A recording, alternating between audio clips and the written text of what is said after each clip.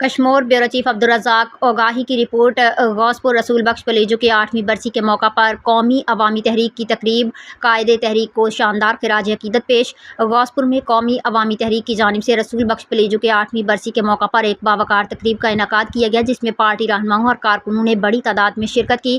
تقریب میں مرکزی رہنما ارسلان بھلکانی، غوث پور صدر راشد بھائیو، جنرل سیکرٹری نیاز بھائیو، ضلعی رہنما سرور جعفری، ڈاکٹر قدرت اللہ باجکانی، فرید اوگاہی، ذوالفقار بھلکانی سمیت دیگر ساتھیوں نے خصوصی شرکت کی۔ اس موقع پر مقررین نے خطاب کرتے ہوئے کہا کہ رسول بخش پلیجو نے اپنی پوری زندگی مظلوم عوام کے حقوق، قومی شعور، جمہوریت اور انصاف کی جدوجہد کے لیے وقف کر دی۔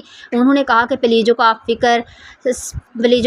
پلیجو صاحب کا فکر، نظریہ اور جدوجہد آج بھی نوجوان نسل کے لیے مشعل راہ ہے۔